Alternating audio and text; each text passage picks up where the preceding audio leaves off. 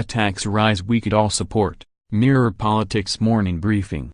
Gordon Brown today wades in the NHS funding debate with the call for his 1p increase in national insurance contributions to be repeated.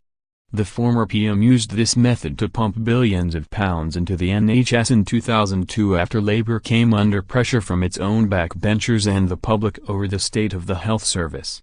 Writing in the Mirror today, Mr. Brown says the NHS is in mortal danger without the additional funds. He also makes the point that it would be better to pay a small increase in tax now than a large increase in the future when condition of the NHS would be more expensive to remedy. Mr. Brown could be knocking at an open door. Aware their handling of the NHS has become an electoral liability, the Tories are desperately looking at how to increase NHS spending. Mrs. May also needs to appease the cabinet Brexiteers who want the government to honour the Leave campaign's notorious and bogus pledge for an extra £350 million a week. One of the solutions being discussed in government is an increase in national insurance. Labour's Shadow Health Secretary John Ashworth also welcomed Mr. Brown's intervention and called for a wider debate on NHS funding. Labour has committed an extra £8 billion a year for health and social care funded by an increase in taxes for the top 5% and reversing corporation tax cuts. Privately, Labour knows this is insufficient and there will have to be additional resources, but Shadow Chancellor John McDonnell has yet to bite on using NICs. Whether that is more likely now, Gordon has suggested the move is a moot point. One of the unfortunate quirks of our legal system is how many antiquated laws remain on the statute book.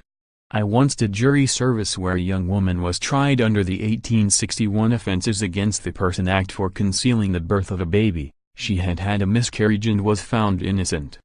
This same act also makes it a crime for any woman to cause her own abortion and is still extant in Northern Ireland. MPs will today hold an emergency debate calling for all parts of the UK to repeal this section of the Act. Women and Equalities Minister Penny Mordaunt is expected to reply for the government. Although there will not be a binding vote, MPs are hoping to amend the forthcoming domestic violence bill. It will show the depth of feeling in the Commons. For fear of alienating the DUP, Theresa May has tried to hold the line this is a devolved matter.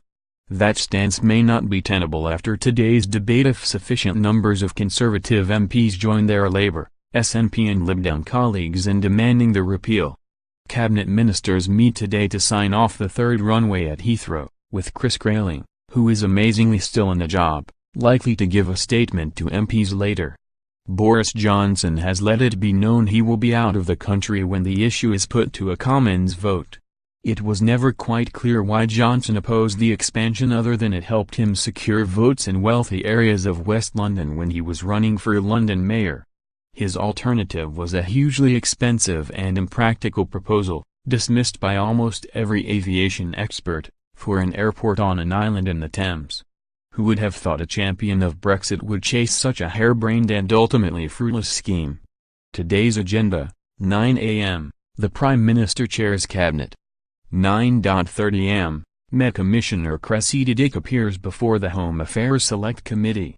10:00 am, Treasury Select Committee hears from bosses of the ports of Zeebrugge, Calais, Eurotunnel and HMRC's John Thompson. 10:45 am, Director of Public Prosecutions, Alison Saunders, appears before the Justice Select Committee. 11:00 am, Yasmin Qureshi leads a debate in Westminster Hall debate on potholes and road maintenance. 11:30 am, David Gauke takes justice questions in the Commons. 2 p.m, Jeremy Corbyn addresses the GMB conference in Brighton.